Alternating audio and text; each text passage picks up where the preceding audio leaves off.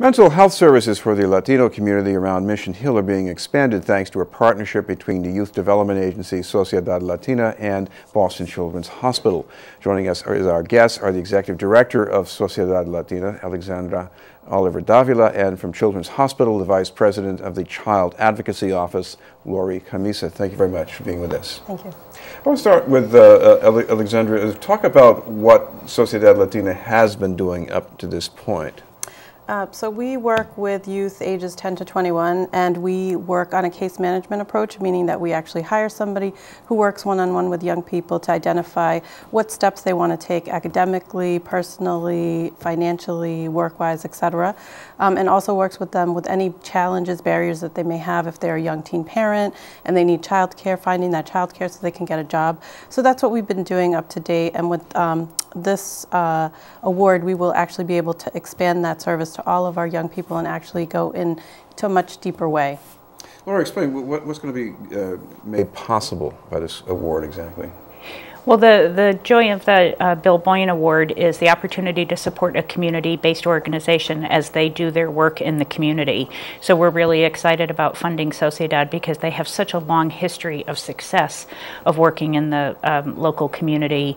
And the program that they're going to be funding with this is an expansion of what they've already done, and it's really about youth resiliency. Now, at one time when we said adolescence and mental health issues, we would have thought we were talking about something that was unusual, but we're also talking about something here really that's normal. Yep. It's just normal for the age and normal for families. Mm-hmm. And I think that's what's really unique about what they're doing at Sociedad Latina, because it's not going to be a program for a select group of kids. It's going to be every youth that's a part of their programs, and they're really building on the students and the families, which is the really important part, because we have to always remember that children are part of families. Talk about, when do you see something that, you know, it might not reflect a really dysfunctional family necessarily, or even a very serious mental health issue, but you see something going on in a young person's life and says, this cries out for a certain kind of attention, right? Mm-hmm. What would that be, for example? We have many situations. Young people who have lost siblings to violence, whether that has been, you know, through gang involvement or just being a bystander. We have young people whose parents are very sick and are not mobile or who have passed away. I mean, there's a range of situations, just like, you know, in anyone's normal life. I think particularly for the population we work with, there are additional stressors which come with, again, the violence that I mentioned, comes with acculturation.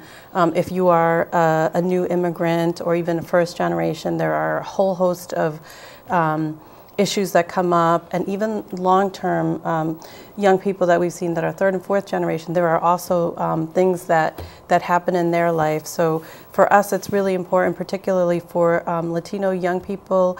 Suicide is the third highest rate of death for Latino youth.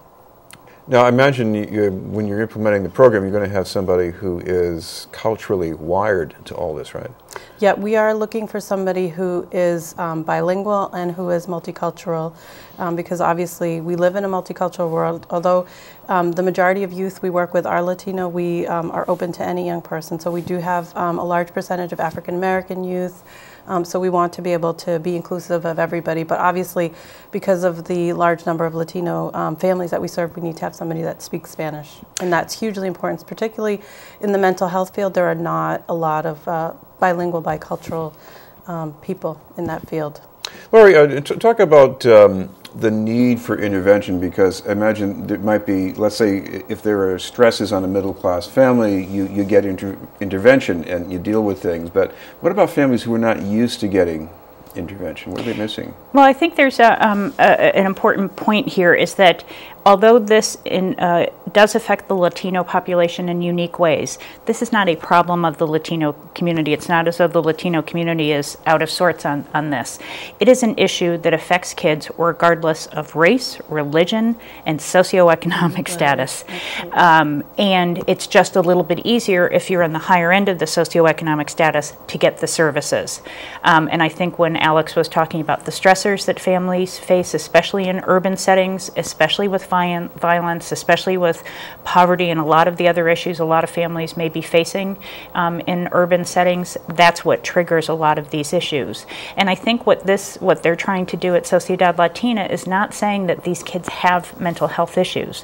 What they're saying is we want to help build their resiliency so that when they're faced with all of these activities and other things that are going on in their environment around them, they're resilient enough to maintain their sense of self and sense of being able to handle anything that comes their way. Chris, we've also think, parents get divorced in the wealthy suburbs. The kids need therapy, right? Absolutely. So isn't this the same thing here in a way too, right? Yeah, and I think what's unique about this is it's a community-based organization, and one of the things we're trying to do at Children's is getting into the schools, where, when you're in a school, it's all kinds of folks that are in there, because you have to get where kids live and learn. And a lot of families, regardless of culture or anything else, find it hard to go and seek out mental health services. So doing these things in the community with folks who are familiar with the community that they're working in really makes a huge difference. Yeah. Alexandra, something you wanted to tell me? Oh, no, I was just going to say, I think the other level is around, we are working one-on-one with young people, but we're also going to be doing monthly wellness type of workshops for families. So it is, as Lori said, it's about being able to support youth through the development process. One is understanding youth development, which I think a lot of us don't. We forget what that's like, in particular if you're a parent, because sometimes you just want to strangle as much as you love your children, but needing to understand that there is certain factors in youth development. And having families understand, what are possibly some things that they need to look out for, that should be a red flag if you need to get additional help. And having families also understand that these are normal things that happen to everybody, like Lori said. And it is not particular to the Latino community, but in the Latino community, folks do not go for help. That's not something that we do. So I think bringing it to a community-based organization like ours that's already embedded in the community and supporting them to actually be well in their family, I think is going to be huge. It will be the next step beyond the one-on-one with young people. And imagine it's tough for parents because, again, it's maybe the missing cultural connection. If they want to ask a professional, they might not have contact to somebody in their language who can help them. The language, as Lori mentioned, the financial piece, the navigating of the healthcare system is huge, and absolutely having bicultural, bilingual. Sometimes people may be bilingual, but they're not necessarily bicultural or multicultural, and you might go to a person one time and it just didn't go well, and then where's the follow through? So there's a lot of barriers. And then if you talk about people that are undocumented and how scary that whole process can be, so there's a lot of layers. So I just wanted to add one thing, because I think another aspect of what's so unique about this is Alex talks about the challenges of finding bilingual, bicultural providers. It's a huge issue across the country. And what they're doing that's so unique is that they will have one social worker there, but they're also bringing in students from Boston College School of Social Work. So they're training the next generation so that they can understand the cultural aspects of this as well. So that is huge. They're not just looking at the kids they're going to serve today, but they're looking at creating models and educating the next generation, which is really commendable. And some of that might be coming from Sociedad Latina as well. Thank you very much. Exactly. Thank you. Alexandra Oliver Davila and Lori Camisa.